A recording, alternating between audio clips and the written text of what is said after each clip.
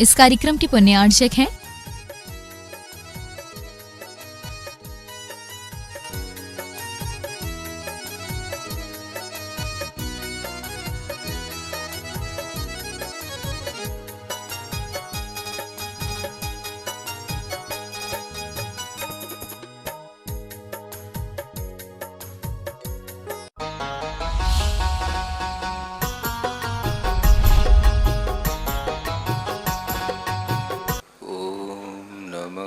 सिद्धेभ्यः। ॐ नमः सिद्धेभ्यः। ॐ नमः सिद्धेभ्यः। ओकारं बिन्दुसंयुक्तं नित्यं ध्यायन्ति योगिनः। कामदं मोक्षदं चैव ओंकाराय नमो नमः।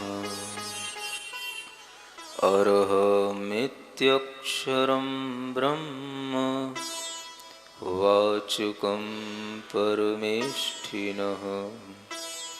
सिद्धचक्रस्य सद्बीजम् सर्वतः प्रणमाम्यहम्। देवादिदेव 1008 श्री शांतिनाथ भगवान की, परम पूज्य आचार्य गुरुवर श्री विद्यासागर जी महाराज की यह भगवान की स्तुति निरंतर क्रम से धीरे धीरे आगे बढ़ती हुई ये 91 तक पहुँची है। आज हम इसी काव्य को पढ़ कर के और देखते हैं कि भगवान की स्तुति से हमें क्या क्या और लाभ मिलते हैं। पापानुभाग घन शैल समान शक्तिर यध्यान तो विनिहता तुलता समाना। पुण्यामृतानुभव शक्ति विवर्धनात्तु निःश्रेयसाभ्युदय साधन पूर्णं वै। पाप कर्म अनुभाग शक्ति जो घनीभूत हो शैल समान। शांतिनाथ जिन ध्यान करन से हो जाती है लता समान।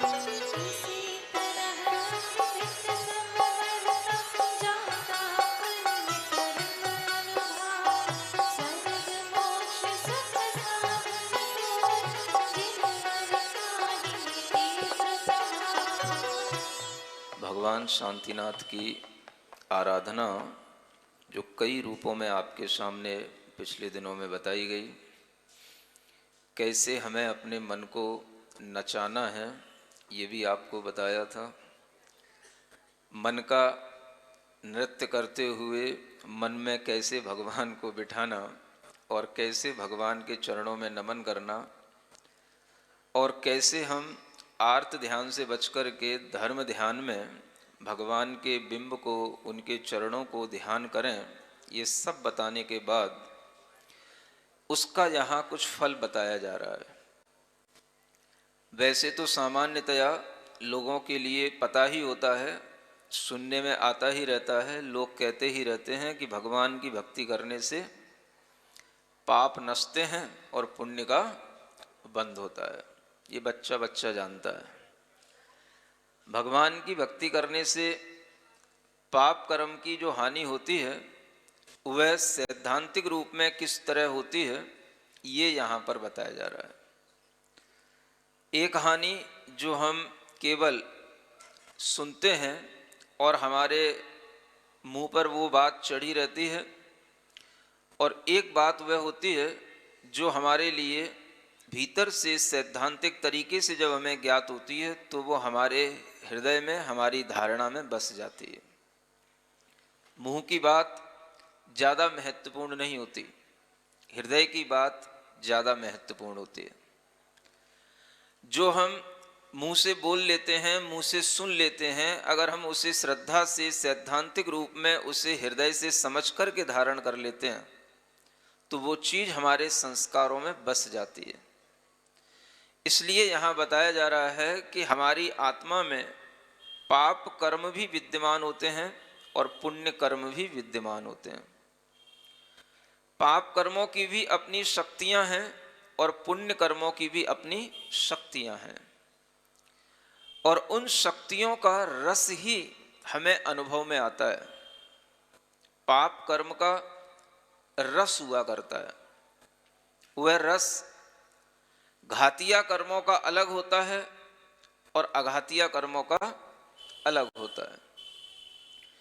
ज्यादातर हम जिन घातिया कर्मों का अनुभव करते हैं वो घाती कर्म जो हमारे ज्ञान को, दर्शन को आवृत करते हैं, जो हमारे मोह कर्म को बढ़ाने के कारण से हमें सम्यक्त और चारित्र तक नहीं पहुंचने देते, जो अंतराय कर्म हमारे दान लाभ भोग उपभोग में विघ्न डालते हैं और हमारी शक्ति को वर्धित नहीं होने देते, बढ़ने नहीं देते, ऐसे अनेक जो घातिया कर्म 4 प्रकार के कहे जाते हैं, इन सब घातिया कर्मों में शक्तियां होती हैं।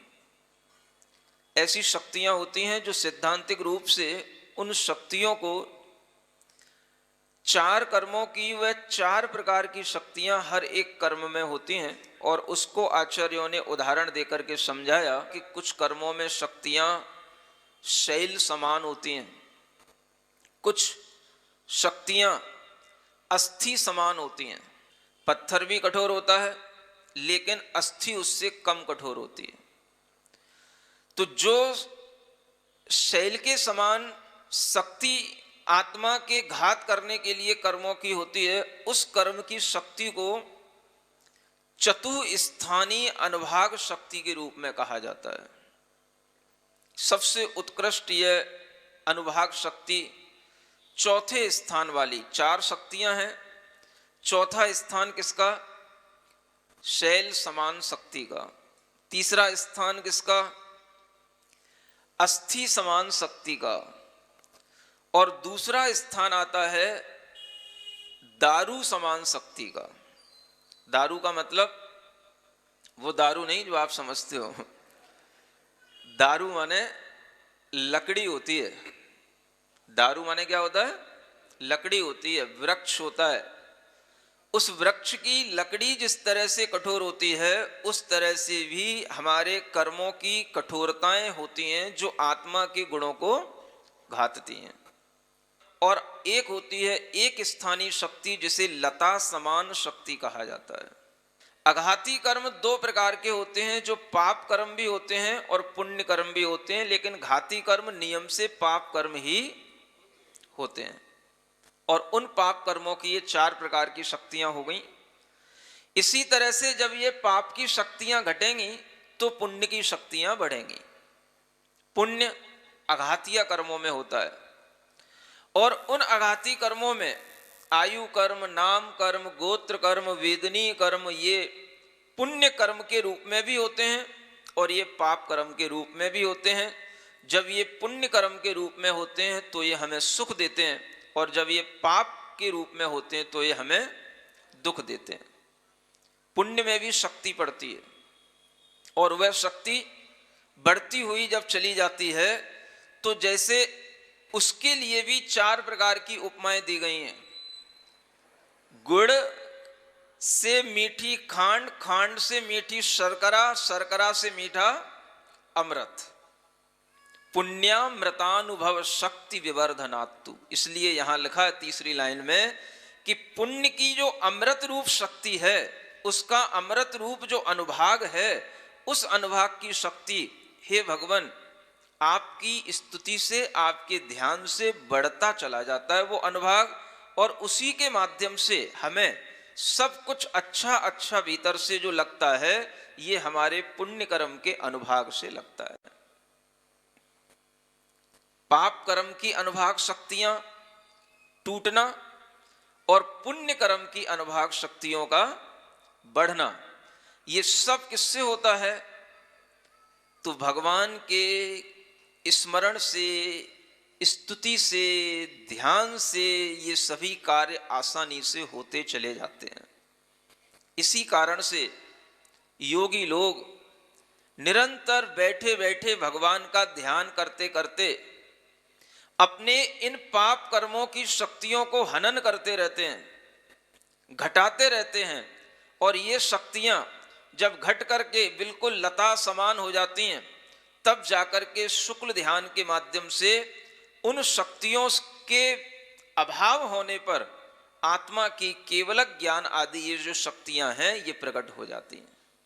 और इन पाप की शक्तियों को घटाने के लिए जब हम निरंतर अपने मन में आर्त ध्यान से बच करके उसे धर्म ध्यान की ओर बार बार लगाते हैं, तब इन शक्तियों को हटना पड़ता है, इन पर वार होता है।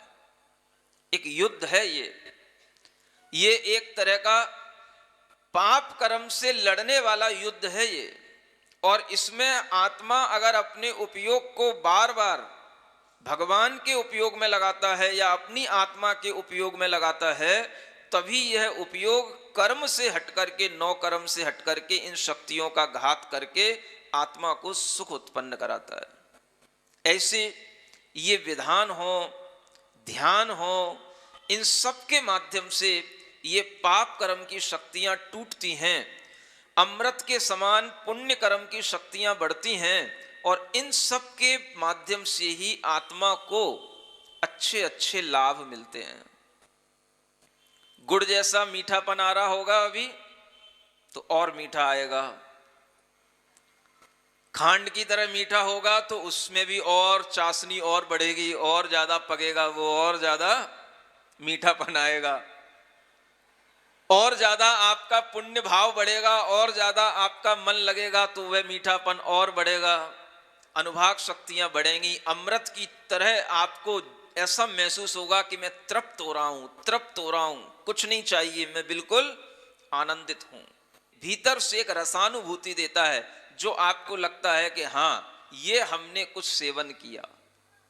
अब ये दीपावली के आसपास से ही बस लड्डू पेड़ा बनना शुरू हो जाते हैं, मिष्ठान बनना शुरू हो जाते हैं। और इस मौसम में जब आप लोग इस तरह के मिष्ठान खाते हैं तो उनमें भी आपको ध्यान रखना है कि उन मिष्ठानों से आपको रोग ना हो जाए। जब हम भगवान की भक्तियां करते हैं तो जैसे बाहर के मिष्ठान से हमें सुख मिलता है, बिना मिष्ठान के भी हमें भीतर से इन पुण्य कर्मों के अनुभाग शक्तियों के माध्यम से रस मिल सकता है। ये ज्ञान आपको यहां से मिल सकता है। लिखा है कि नहीं? पुण्य कर्म का अनुभाग बढ़ाओ। अनुभाग माने वह जिसकी रस शक्ति का हम अनुभव करते हैं, वह अनुभाग बढ़ता है तो हमें ये सब चीजें प्राप्त होती हैं। और स्वयं भगवान भी इन कर्मों के रस को छोड़ते चले जाते हैं। पहले मिष्ठानों के रस, जिसे नौ कर्म रस कहते हैं, पहले वो छोड़ने होते हैं। फिर कर्म रस पे ही आधारित हो जाता है जीव, ध्यानी योगी, और उन कर्म रसों में भी फिर वो रस लेना छोड़ देता है। फिर कौन सा रस पीता है? ज्ञानामृत पीता है। कौन सा पीता है? अपने ज्ञान रस का अमृत रस पीता है। और उस ज्ञानामृत के माध्यम से इतना तृप्त होता है कि उसे कर्म रस की भी कोई आवश्यकता नहीं रह जाती। कुछ दिनों पहले आपको बताया था कि भगवान की आत्मा में, अरिहंत परमेष्ठी की आत्मा में ईर्यापथ आश्रव होता है। ऐसे शुभ कर्मों का आश्रव होता है जो बहुत अच्छी अनुभाग शक्ति धारण करते हैं, लेकिन अब वह भगवान वह भी छोड़ते चले जाते हैं जैसे जैसे उनकी आयु निकट आती चली जाती है। आयु तो सबकी पूरी होना ही है, लेकिन कौन किस तरह से आयु पूरी कर रहा है, यह अपने आप में अलग अलग सोचने की बात है। भगवान की भी आयु पूरी होने वाली है, शांतिनाथ भगवान की भी आयु पूरी होने वाली है। और वह आयु जब पूरी होगी तो भगवान सिद्धत्व को प्राप्त हो जाएंगे, वो अरिहंत से सिद्ध गति को प्राप्त हो जाएंगे। ऐसे भगवान की आयु पूरी होने से पहले ही भगवान क्या करने लग जाते हैं, यह भी आपको थोड़ा सा स्मरण कर लेना है कि भगवान की आयु पूरी होने से 1 महीने पहले से ही भगवान सारा समवसरण छोड़ देते हैं। कितने महीने पहले? ये कौन से भगवान की बात कर रहे हैं? अब आपके सामने वर्धमान भगवान की भी बात आ रही है। दोनों भगवान की बात थोड़ी थोड़ी सी करेंगे। आगे का काव्य पहले पढ़ते हैं। तीर्थ प्रवर्तन विधौ समयं व्यतीत्य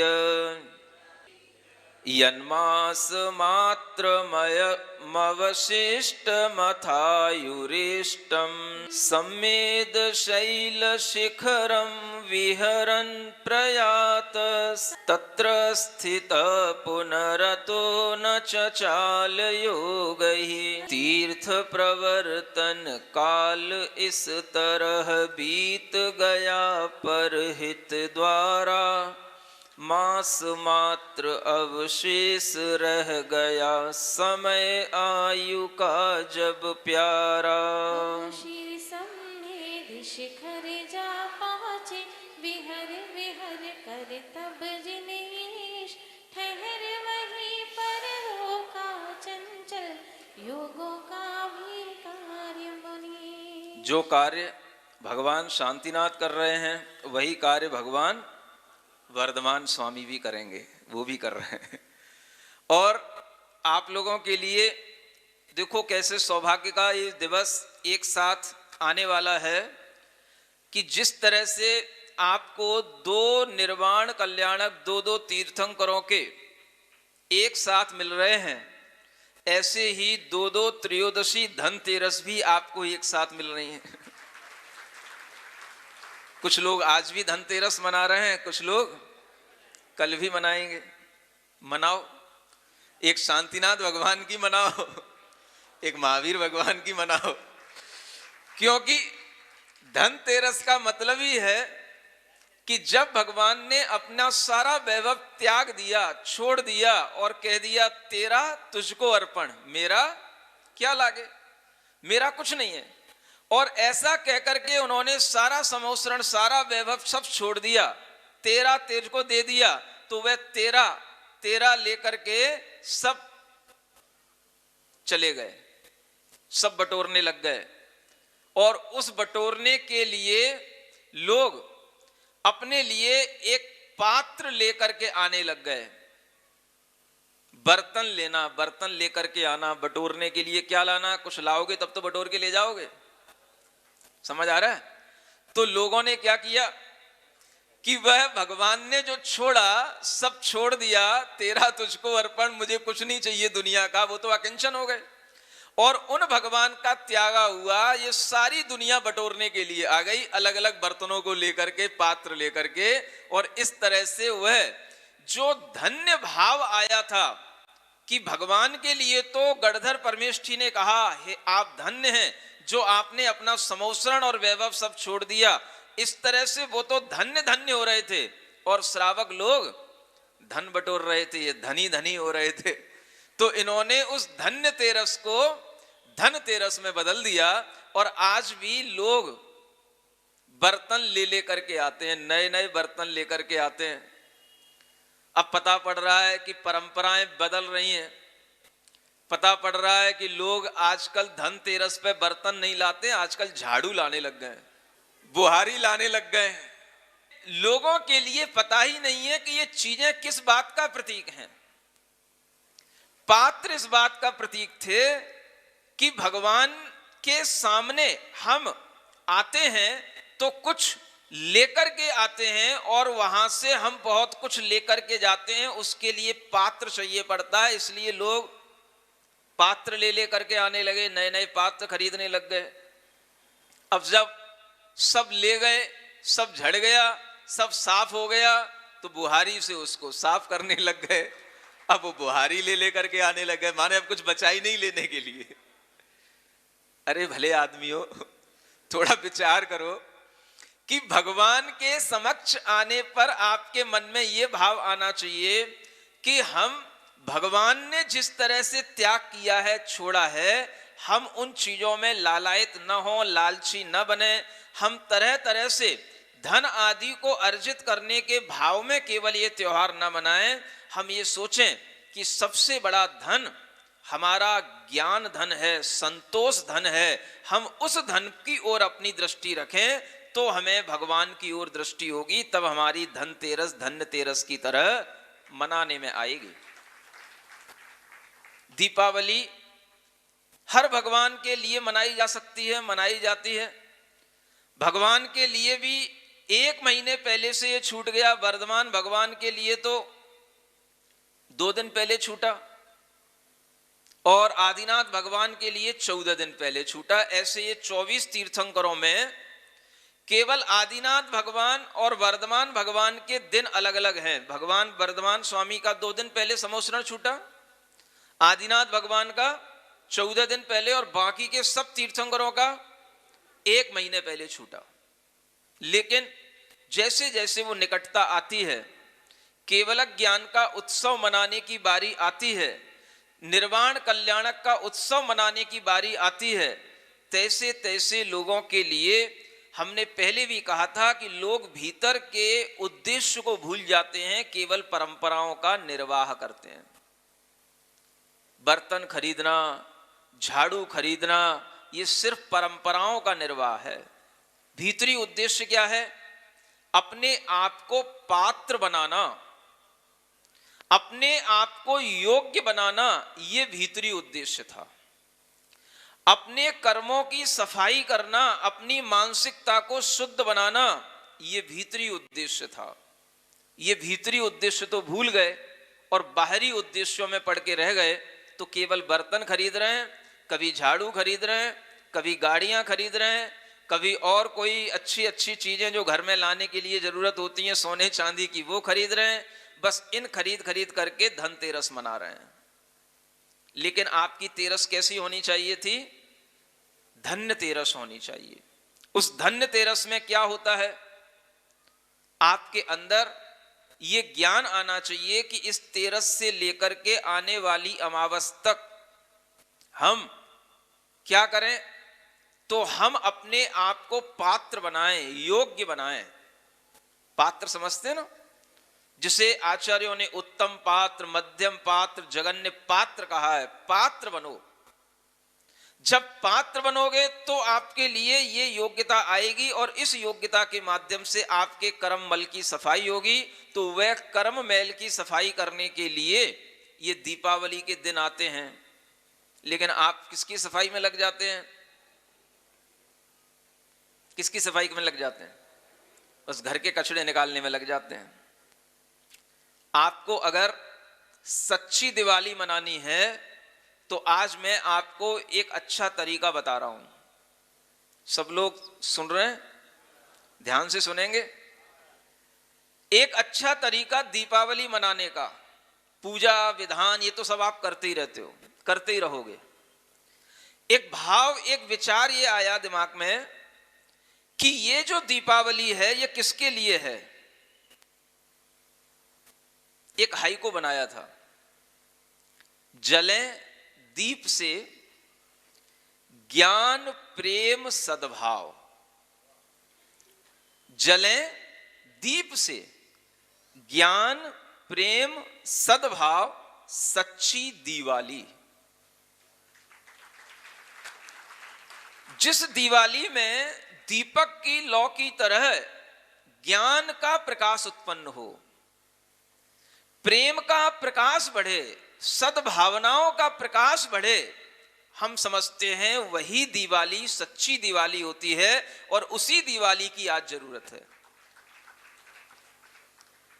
हमारा ज्ञान इस रूप में बढ़े कि हमें सबसे प्रेम उत्पन्न हो, सबके प्रति सद्भावना उत्पन्न हो।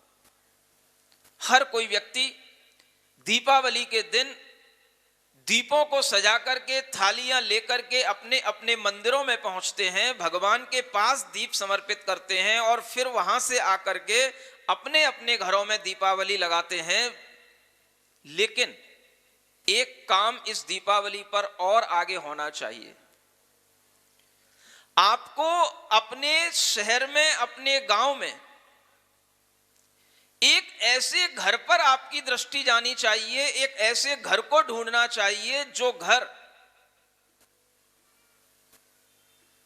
या तो वो आपकी समाज का हो तो वह आपके पास आने में डरता हो, मंदिर आने में कतराता हो, या वह घर जो धीरे धीरे दूर हो रहा है, जिसे किसी की सद्भावनाएं मिल नहीं रही हैं, किसी को चिंता नहीं है उनकी, आपको अपने मन से वह चिंता उत्पन्न करना है और वह दीपों का थाल सजा करके उस घर में लेकर के जाना है जो मंदिर नहीं आते या धर्म से जुड़े हुए नहीं है।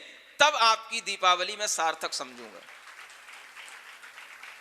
ऐसे अनेक जैनों के परिवार भी होते हैं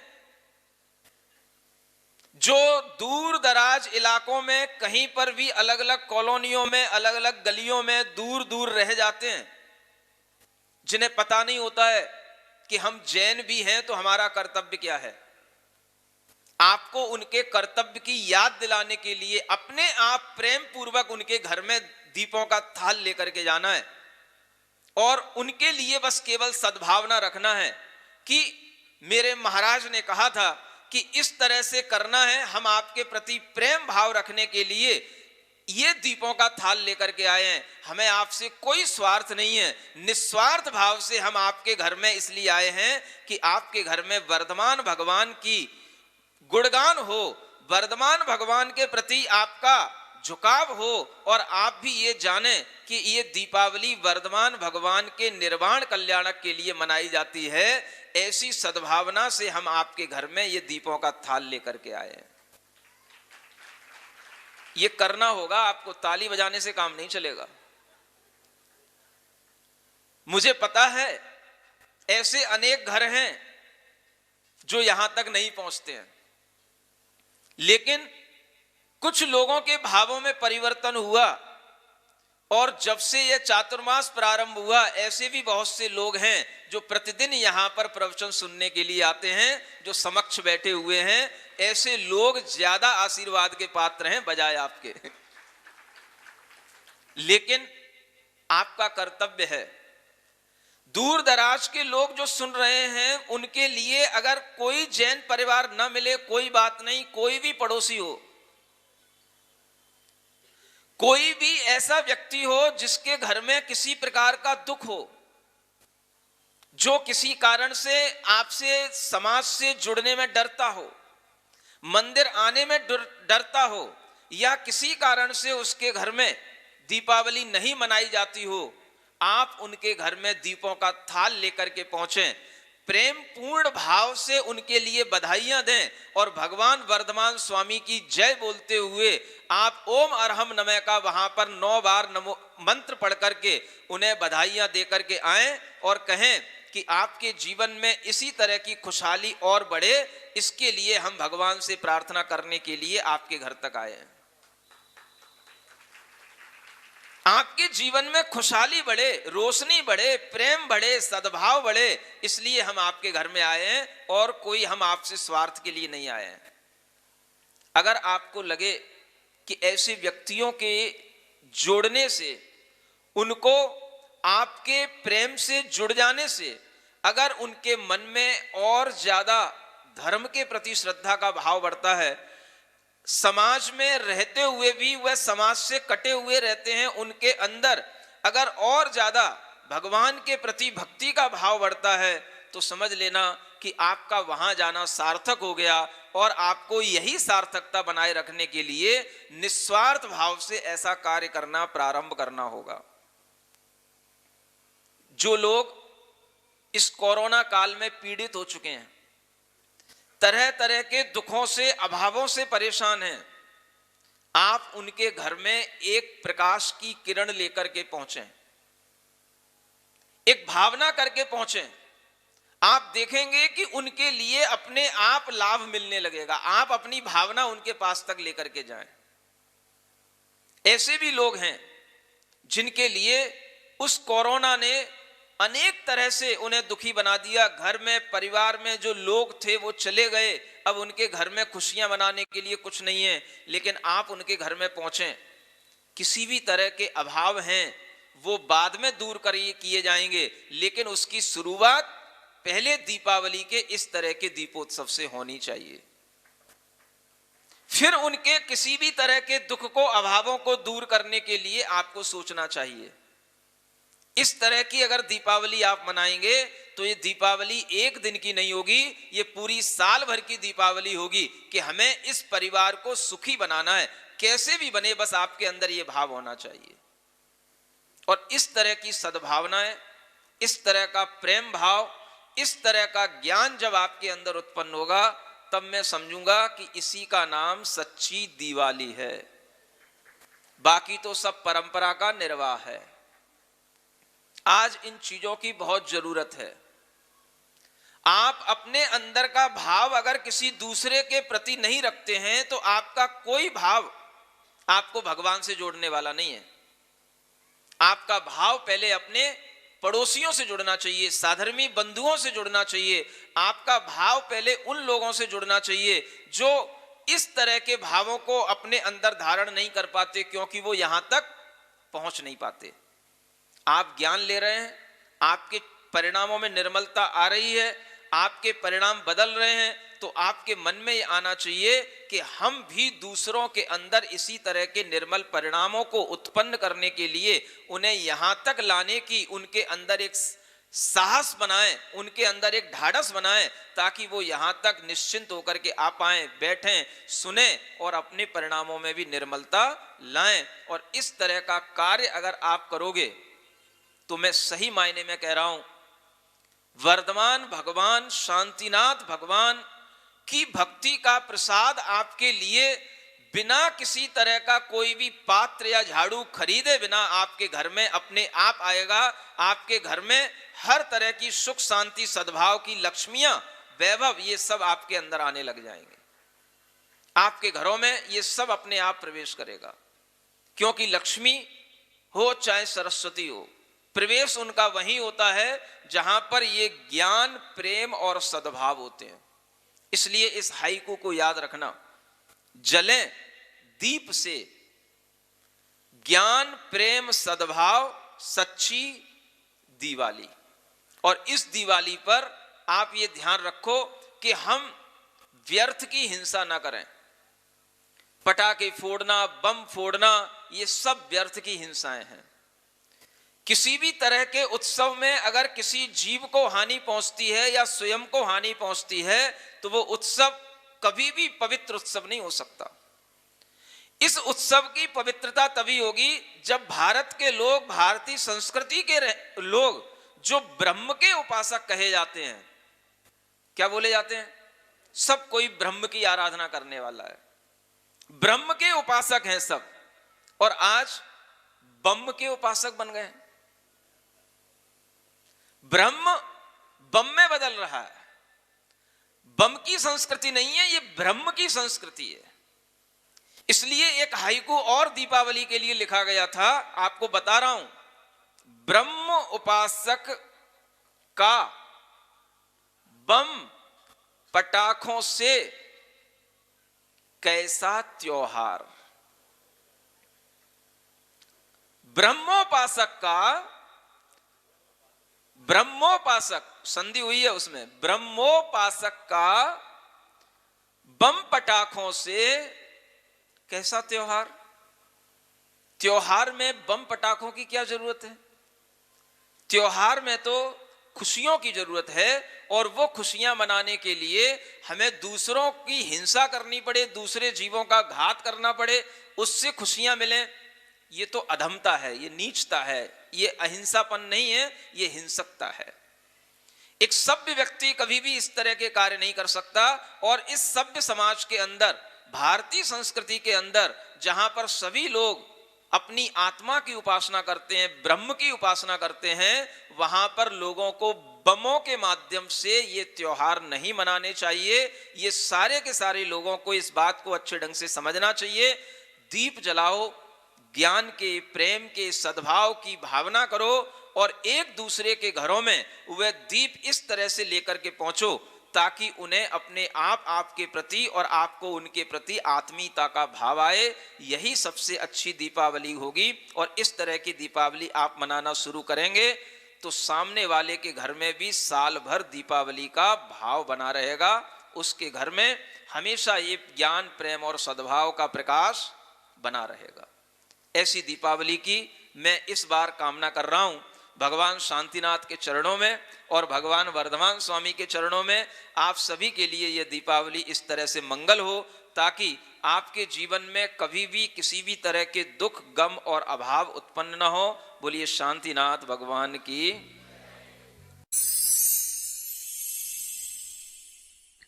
सिरिजिणवाणी जग कल्याणी जग जन मदतम मोहरी जनमण हारी गढ़हर हारी जम जरा भव रोग हरि तिथ्य राणम दिव्य झुणिम जो पड़ई सुणई मय्ये धारई राणम सौख मणंतम धर्य सासद मोक्ष पदम पावई सासद मोक्ष पदम पावई।